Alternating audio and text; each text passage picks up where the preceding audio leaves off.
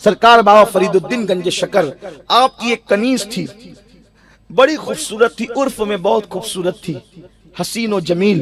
وہ چلے تو ہرن کی چوکڑیاں بھرنا یاد آ جائے، وہ بولے تو پھول جھڑتے ہوئے نظر آئیں، اس کے رخسار کو دیکھ کر کے لالا کی شباب کو لوگ یاد کریں، اس کے بالوں کو دیکھ کر کے سنبل کی یاد تازہ ہو جائے، اس کی آنکھوں کو دیکھ کر نرگس کے پھول یاد آئیں، اس کے جسم کی نزاکت کو دیکھ کر پنکھڑیوں کی یادیں تازہ ہو جائے۔ ایسی حسین و جمیل سیدنا بابا فرید الدین گنج شکر کی کنیز تھی۔ ایک مرتبہ بابا صاحب نے اپنے ایک مرید کو بھیجا، بیٹے جاؤ اور جانے کے بعد یہ میرا سامان گھر پہنچا دو۔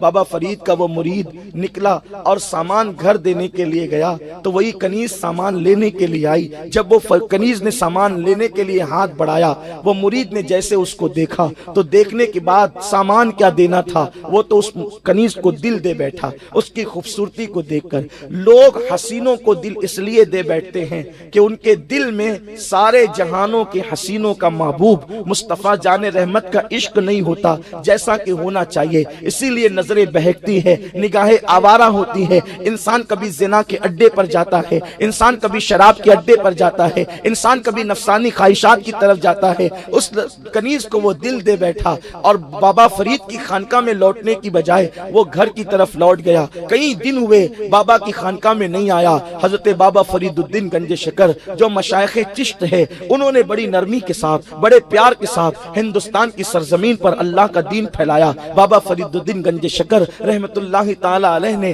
لوگوں سے پوچھا کیا بات ہے؟ وہ میرا فلاں مرید جس کو میں نے سامان دینے کے لیے گھر بھیجا تھا وہ آج تک کے لوٹ کر نہیں آیا۔ تو لوگوں نے کہا بابا صاحب آپ اس کو بھول جائیں اس لیے کہ وہ بگڑ گیا ہے۔ بابا فرید الدین نے کہا وہ کیسے بگڑ گیا؟ تو لوگوں نے کہا حضرت وہ جو سامان دینے گیا تھا آپ کی کنیز پر اس کی نظر پڑی اور وہ اسی کو دل دے بیٹھا۔ بابا فرید نے فرمایا پھر اس کو بلایا جائے۔ بابا فرید الدین گنج شکر نے اس کو بلایا اور بلانے کے بعد اس فرمایا بیٹے کیا بات ہے؟ وہ رونے لگا، بابا صاحب میں آپ کو کیا عرض کروں؟ فرمایا بولو بیٹا بات کیا ہے؟ تو اس نے کہا آپ کی کنیز پہ میرا دل آ گیا۔ تو بابا فرید نے فرمایا بیٹے ناجائز محبت کی بجائے اس کو جائز میں تبدیل کر دیتے ہیں، ایک کام کر دیتے ہیں، اگر اس پہ تیرا دل آ گیا اور تو ناجائز محبت میں گرفتار ہے تو اس کے گناہ کی بجائے ہم اس کے ساتھ تیرا نکاح کر دیتے ہیں، تجھے منظور ہے؟ اس نے کہا ٹھیک ہے بابا صاحب۔ فرمایا بیٹے لیکن پہلے اس لڑکی کو دیکھ لو تاکہ تمہیں پتا چل جائے کہ وہی لڑکی ہے جس کو تم چاہتے ہو۔ وہ خوبصورت لڑکی لا کے کھڑی کی گئی، اس نے دیکھا جی بابا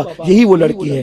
آپ نے فرمایا ٹھیک ایک ہفتے کے بعد بیٹے آنا، ہم اس کے ساتھ تیرا نکاح کر دیں گے۔ اور اس کے بعد جیسے ہی وہ تیاری کے لیے گیا، ادھر بابا فرید الدین گنج شکر رحمت اللہ علیہ نے اس کو جلاب پر جلاب کھلانا شروع کیا، جلاب پر جلاب دینا شروع کیا اور وہ جلاب کھاتی رہی اور اس کے بعد وہ پاخانہ کرتی رہی۔ اس کو ایک کوری ہانڈی دے دی بابا فرید نے، بیٹی جب بھی تجھے پاخانہ کرنا اسی ہانڈی میں کرنا۔ اب ایک دن میں 10 15 20 مرتبہ اس کو بیت الخلا ہو رہے ہیں، اس کو جو ہے وہ اللہ اکبر پاخانے ہو رہے ہیں اور وہ اسی ہانڈی کے اندر پاخانہ کر رہی ہے۔ اور جب وہ پاخانہ سے فارغ ہوتی ہے تو ہانڈی کو باندھ کر رکھ دیا جاتا ہے۔ ٹھیک ایک ہفتہ گزرا، آپ لوگ اچھی طرح جانتے ہیں میں کوئی بہت لمبی چوڑی یا کسی بہت دور کی گفتگو نہیں کر رہا ہوں، ایک انسان کو دن میں 2-4 لوز موشن ہو جائیں تو اس کی حالت کیا ہوتی ہے آپ جانتے ہیں، چہرہ اتر جاتا ہے، آنکھیں ڈھیلی پڑ جاتی ہے، آنکھیں سونی سونی ہو جاتی ہے نا۔ اگر انسان کو لوز موشن شروع ہو جائے تو کتنی تکلیف ہوتی ہے، اچھا بلا آدمی مریض لگنے لگتا ہے، مردہ لگنے لگتا ہے۔ ایک ہفتے تک مسلسل وہ پاخانے پر پاخانے کرتی رہی، اس کا حال کیا ہوگا؟ اب وہ بستر سے اٹھنے کے قابل نہ رہی۔ جو رخسار لالا کی یاد دلاتے تھے ان رخساروں کا حال یہ ہوا وہ پیلے پیلے پڑ گئے، وہ اندر کو دھس گئے۔ آنکھیں جو نرگس کے پھولوں کی یاد تازہ کرتی تھی وہ آنکھیں سونی سونی ہو گئی۔ اس کے بعد جو سنبل کی یاد دلاتے تھے ایسا لگتا تھا جیسے کسی گھونسلے کو کسی باز نے اجاڑ دیا ہو، اس طریقے سے اس کے بالوں کا حال ہو گیا۔ وہ چلنے پھرنے کے قابل نہ رہی، وہ بولنے کے قابل نہ رہی، نہ وہ بولتی تھی۔ اللہ اکبر، جب وہ بولتی تھی تو پھول جھڑتے تھے، اب تو وہ بولنے کے قابل بھی نہ رہی۔ جب پورا ہفتہ ہو گیا تو وہ پوری تیاری کے ساتھ نکاح کے لیے آیا۔ بابا فرید نے فرمایا بیٹے نکاح سے پہلے ایک مرتبہ لڑکی کو دیکھ لینا چاہیے، یہ ہمارے آقا کی سنت ہے۔ وہ لڑکی میں تجھے دکھا دوں جس کے ساتھ تیرا نکاح ہونے والا ہے؟ اس نے کہا بالکل۔ وہ تو تصور یہ لے کر کے آیا تھا کہ اب میں اس لڑکی کے ساتھ شادی کروں گا جس کا حسن جمال بالکل جو ہے پورے پاک پٹن کے اندر بے مثل بے مثال ہے۔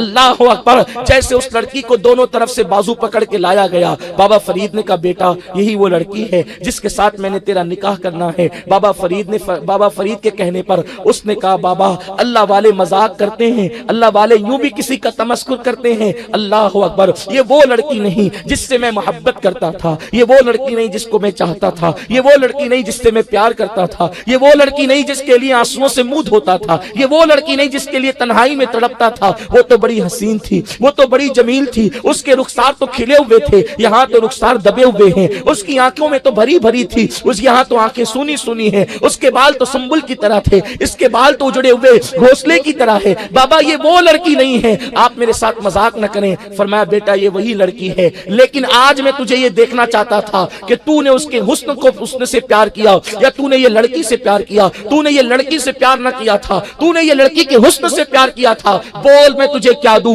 یہ لڑکی دوں یا اس کا حسن دوں؟ اس نے کہا بابا یہ لڑکی کا حسن کہاں گیا؟ فرمایا بیٹے میں نے نچوڑ لیا، اس کا حسن نچوڑ لیا ہے اور اس کا حسن میں نے تیرے لیے جمع کر کے رکھا ہے، اگر بول تو وہ حسن میں تجھے بتا دوں۔ اس نے کہا بتائیں اس کا حسن کہاں ہے؟ تو وہی بدبودار ہانڈی پیش کی۔ فرمایا بیٹے یہی اس کا حسن ہے، یہ حسن میں نے جو نچوڑ کر کے رکھا ہے۔ تب اس کو احساس ہوا جس کو میں حسن سمجھ رہا تھا اس کا نام تو بدبو ہے۔ میری قوم کی